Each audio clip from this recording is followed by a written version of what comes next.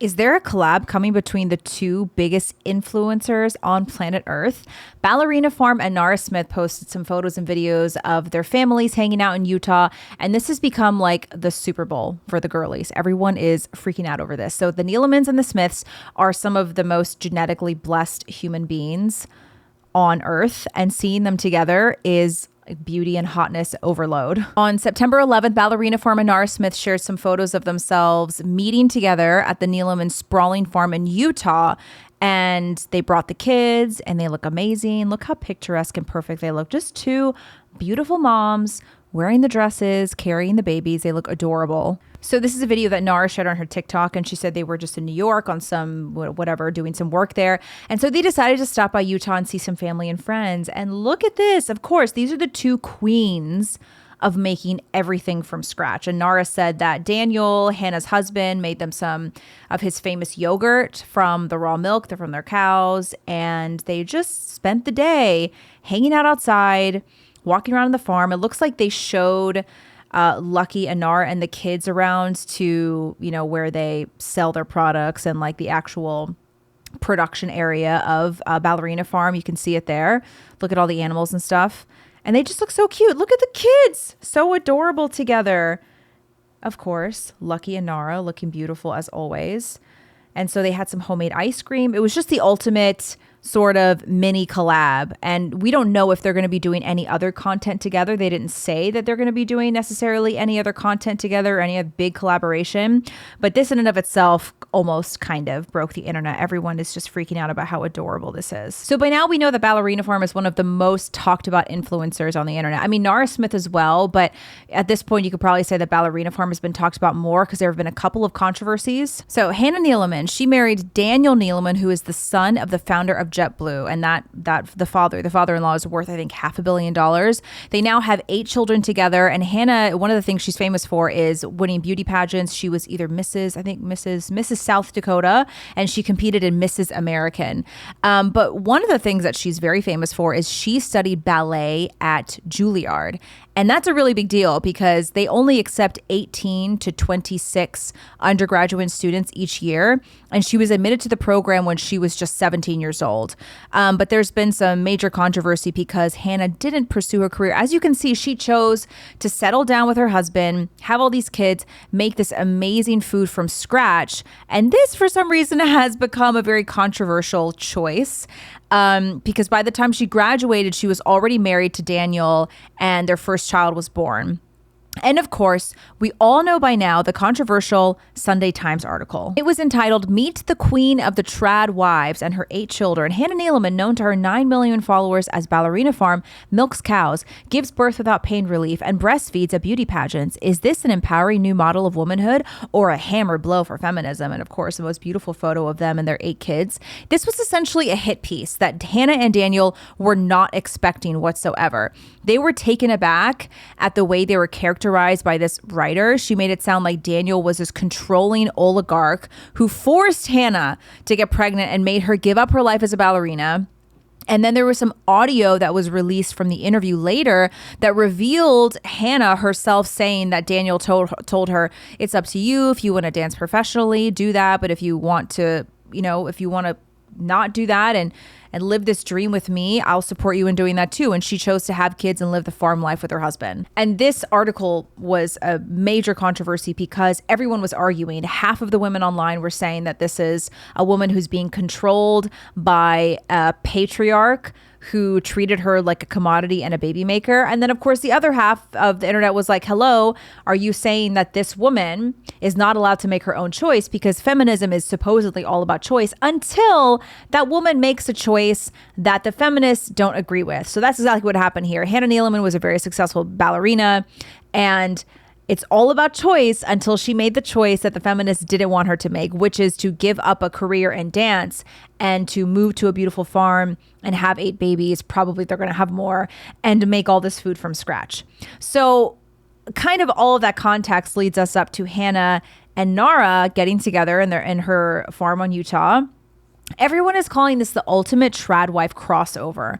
But let me say something. Let me be the one to convince you that neither of these women belong in the tradwife trend obsession that has taken over the internet. And I say that in a very positive way. I always think it's very odd that Hannah Neeleman and Nara Smith have been, not of their own choice, have been thrust forward as the representatives of the tradwife trend when they have been very, very clear themselves that they are not tradwives. Okay, so I'm here to make a clarification video because of the big controversy going around about the term tradwife and the intent behind the term, as well as the intent behind my channel and what I post.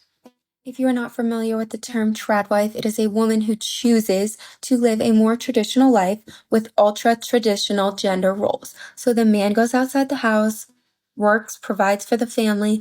The woman stays home and she's the homemaker. She takes care of the home and the children if there are any. We can stop that right there. This is the so-called definition of tradwife. Did you notice that was a circular definition? She said, tradwife means it's a woman who chooses to live more traditionally. Okay, that's like saying a woman means a woman is someone who identifies as woman. Okay, but what is traditional? What are we saying is traditional? And she kind of said it at the end there. She kind of said traditional means when a husband works outside of the home and the woman stays at home and doesn't work and only takes care of the home. Now, this is one of the reasons that the whole tradwife trend it annoys me to my core, because it makes no sense. They're only basing this idea of, quote, tradition on a small sliver in history, and they're ignoring the many, many, many generations of tradition that came before the 1950s. When you're talking about tradition and traditional wife and traditional husband, why does it only ever come back to what the 1950s housewife was doing? Because if you actually knew a little bit of history and you actually knew how your ancestors lived, you would know that the 1950s housewife was an anomaly. It was an odd blip in a long history where wives and mothers were not just staying at home and twiddling their thumbs and not contributing at all to the family economy. That was actually unheard of. Until the 1950s, it was kind of unheard of for a wife to not contribute at all to the family economy, because she would be considered essentially useless, because a family for a long time was many things, but one of which was an economic unit. So to which tradition are we referring here? And this is a TikToker named Esty Williams, who is like a self-proclaimed trad wife. And this is why the self-proclaimed trad wives like Esty are totally different than Ballerina Farm and Nara, because Ballerina Farm and Nara have never, ever, as far as I've seen, used the term trad wife to describe themselves. Because prior to the 1950s housewife that all of these trad wife influencers are obsessed with, women always worked, and it was in the context of the home, but they were always trying to contribute to the family economy. They were trying to create goods and sell them. They were helping on land, on the farm. They were helping with whatever enterprise or trade the husband and the father was involved in. This is pre-industrialization, pre-modernization. Now, I'm not necessarily saying we have to return to pre-industrialized life. I am just trying to point out the flaw here in this trad wife obsession. So this is why I always say Ballerina Farm and Nara are not 1950s housewives. They're actually pretty modern women who have traditional values. Like, both of these women have made it very clear that they are working mothers. Ballerina Farm, when she made the response to that Sunday Times hit piece on her and her family, she says, I'm many things. I'm a mother. I'm an entrepreneur. I'm a businesswoman. She, does pageants, beauty pageants. She's a beauty pageant winner. And then Nara Smith as well. She's always been open about the fact that she's a working model. Like, she still travels to do photo shoots, to do red carpet stuff. She's a working mom. So they both in some way have help with their kids. They're not the only people raising their children, which, by the way, is actually traditional, because before the 1950s, it was pretty unheard of for a wife and a mother to be the only primary exclusive caretaker of children. Children used to be raised and fed and even disciplined and cared for by an extended family unit, by a high trust village.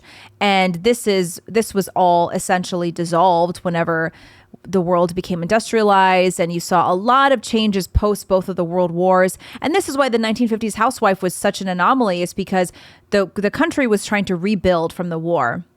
And then you toss into the mix all of the capitalist efforts, like trying to sell these new appliances, trying to sell laundry machines and dishwashers and refrigerators. And that was the whole point. You saw, I refer to this movie a lot because it always gets to what I'm saying. Mona Lisa Smile, when Julia Roberts does the whole presentation and she shows all of the promotions and the ads and commercials of women vacuuming in pearls and wearing the 1950s house dresses, that was meant to sell you products.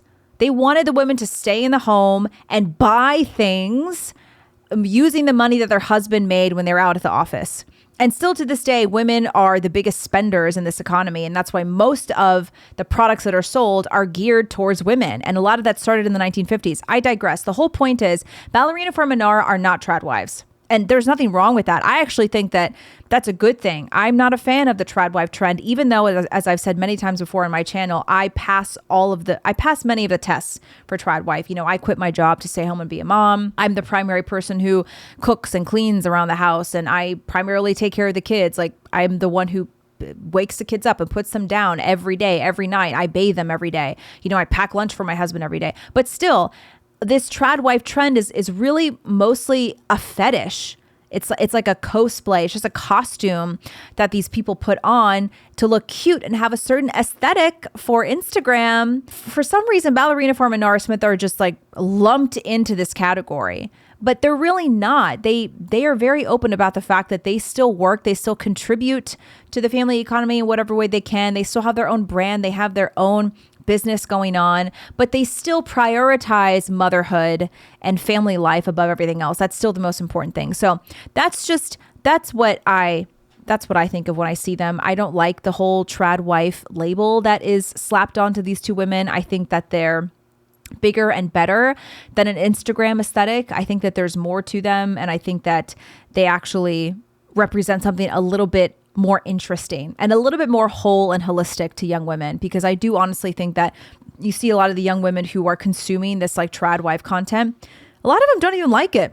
A lot of them are like, I don't really want to just stay home and not do anything else. I at least want the option to like continue my career at some point, maybe after the children are a little bit older or whatever it might be. So that's my claim. My claim in this video is to try to convince you that Ballerina Farm and Nara Smith are not tradwives. So this is not a tradwife collab. This is something way cooler than that. I think they're cooler than that. I think they're prettier than that. The tradwife is just kind of a boring aesthetic now that I think is going to lose its fire on social media in the near future. So we'll see what the next trend is. But let me know what you guys think in the comment section. Do you like Ballerina Farm and Nara Smith? Do you like them together? Would you like to see them do a collab? Do you like the tradwife trend? And let me know if there's anything you want to see in the next video. Okay, see you later.